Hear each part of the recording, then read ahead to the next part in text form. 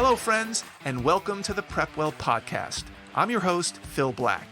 And if you have an 8th, 9th, or 10th grader with big aspirations, like the Ivy League, or military service academies like West Point, ROTC, or athletic scholarships, boom, you've come to the right place. My specialty, my superpower, if you will, is preparing families for these competitive programs. I'll teach you what your child should do, when they should do it, and how you can help. So stick around and prepare to out-prepare. Hello, friends, and welcome back to the PrepWell podcast. In today's episode, I will go over how to build a target list of colleges. Now, this is especially relevant for rising seniors who should be working on this right now, but as you might guess, these lessons are always better learned sooner rather than later. And thankfully, the internet has made this job quite a bit easier than it was 10, 20, 30 years ago because of all of the filtering technology available. The tool that I like the most, and the one that I use with my private clients, is the College Board's Big Future website. I find it to be the most intuitive, the most user-friendly tool, and I suggest that you play around with it and see what you think. Now, before we get started, we all know that every student is different. There's no such thing as a one-size-fits-all methodology, so I don't offer this strategy and process as the only one to use, but I do suggest that it's a good starting point for most families. Let's go through each of the steps. Step number 1 is major preference. I like to start with major preference because it immediately eliminates colleges that don't offer that preferred major. Why waste time researching colleges that don't even have a program that you're interested in? It doesn't make sense. I know students who spend weeks and weeks creating this elaborate target list of schools using all kinds of fancy metrics, only to find out later on that half of the schools on the list don't even offer the major that they're interested in. Try not to do that. Start by filtering by schools that teach the major you're interested in. For example, let's say you're interested in computer science. When you go to Big Future, you can filter by colleges that offer computer science as a major. Guess what this does?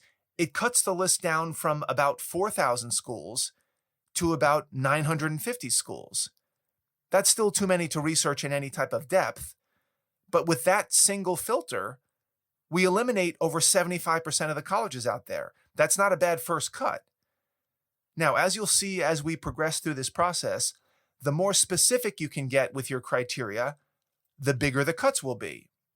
For example, if instead of computer science, which is pretty general, you selected computer graphics as your preferred major, the list would immediately go from 4,000 colleges down to 172 colleges. That's a much bigger cut because you filtered by a more specific major.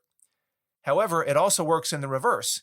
If your preferred major is history, which is a very common major among colleges, you'll end up with about 1,700 schools that offer history as a major. That's even more than computer science. So what's a student to do? Well, it depends on how much time you've put into thinking about what you're interested in, either as a major or a field of interest or a career pathway. If you have not engaged at all with this question and aren't particularly interested in narrowing down your choices, then this first step may not be that helpful.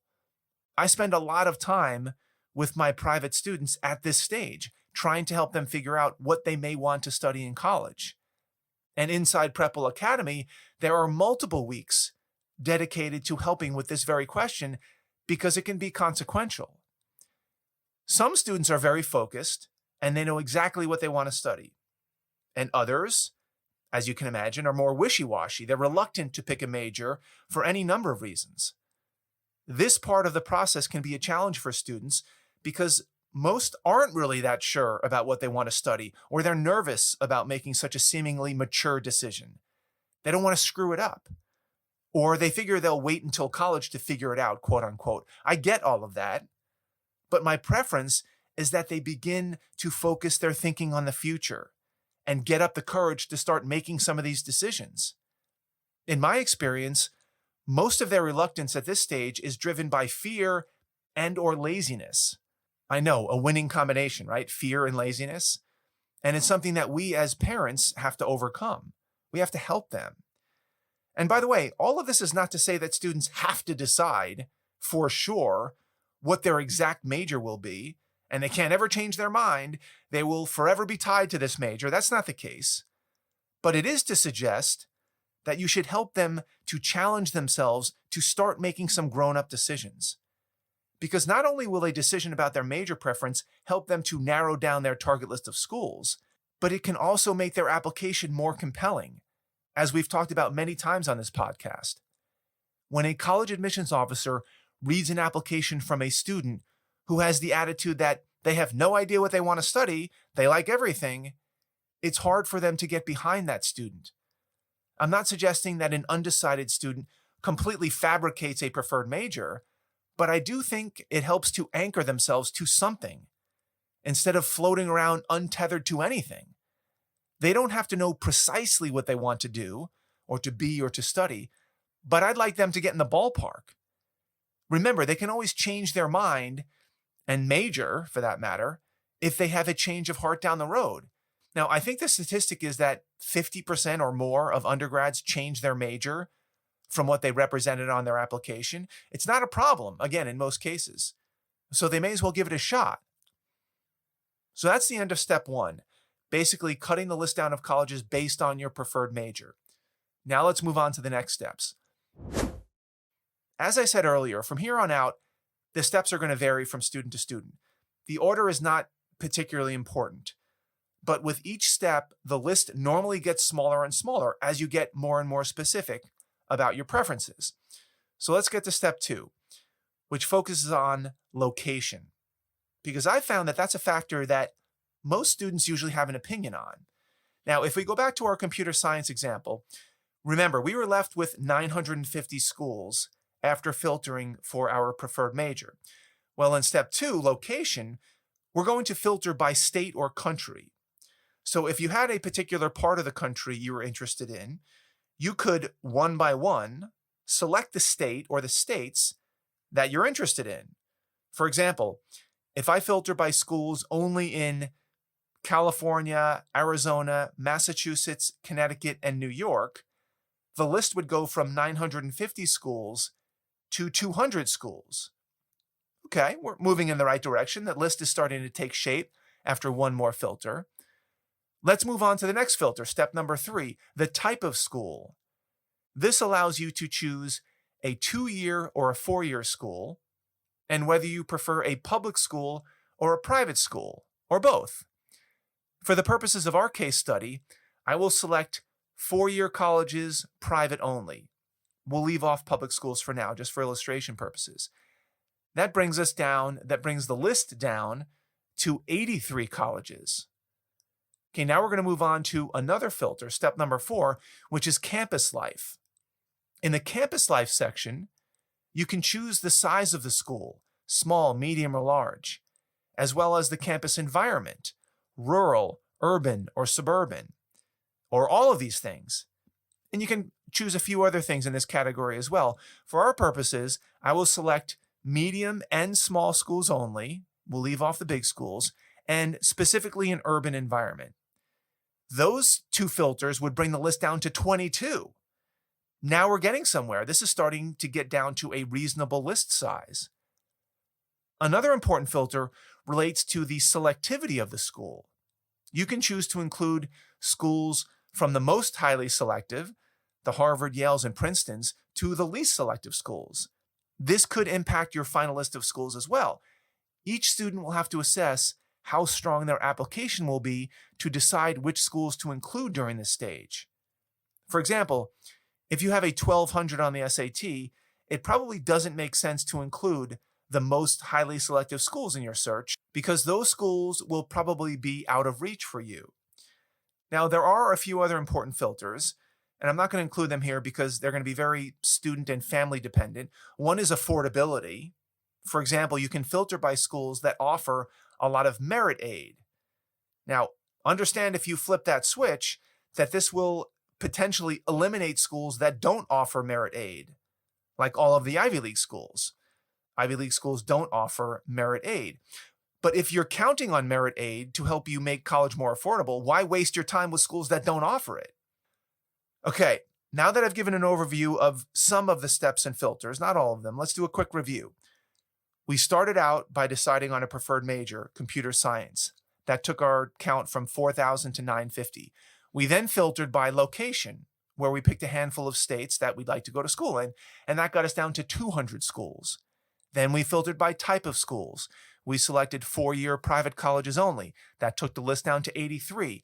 Then we filtered by campus life, where we selected only small and medium-sized schools in an urban environment. That got us down to the final 22.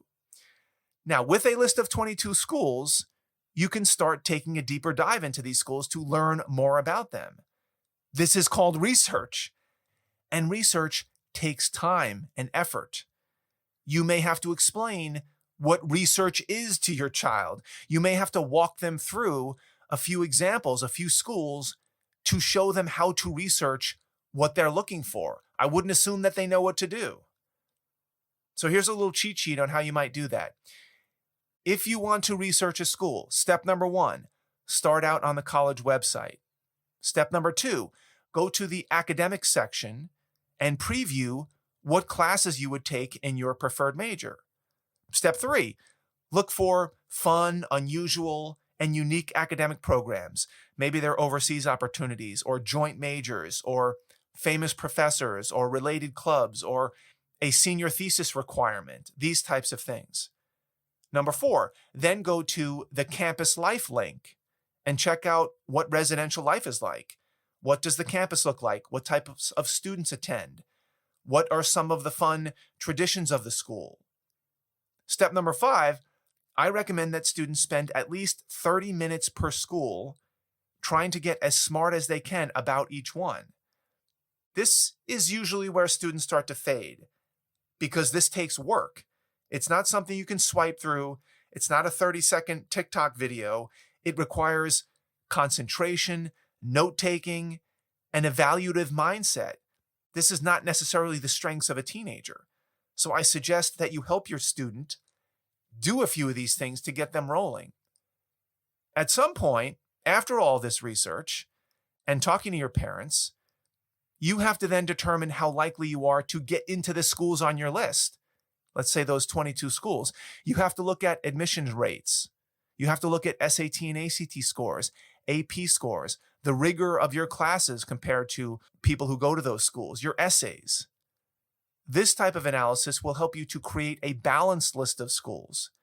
For example, of the 22 schools, which one are the reaches, which ones are the matches, and which ones are the safeties?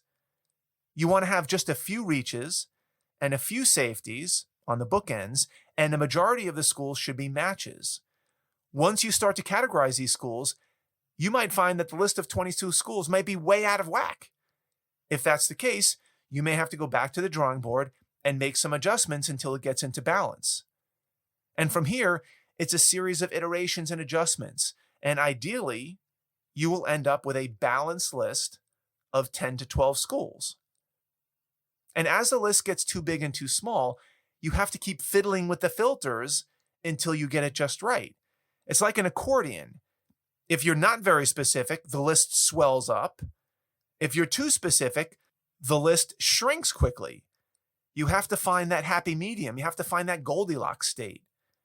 Maybe you have to broaden your desired location or the size of the school, or maybe you have to tighten up your preferred major choice. This is where parental help can really play a pivotal role if you don't have somebody like me or another professional helping you out. Well, I hope this has been helpful. I know it's not the most fun part of the college admissions process, and I know you'll be happy when you settle into that final target list. Then, by the way, it's not over. That's when the real fun begins. So I urge you to go to College Board's Big Future website, start playing around with those filters. In my experience, it's the best way to help you narrow down your choices and refine your thinking. And I wish you luck. That's all I've got for you today, folks.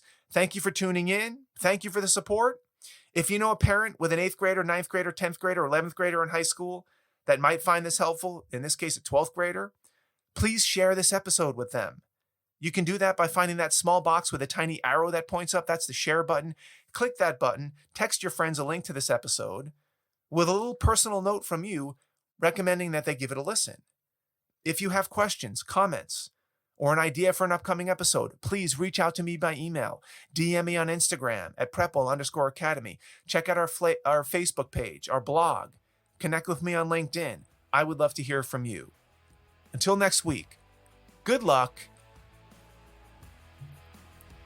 Until next week, goodbye, good luck, and never stop preparing.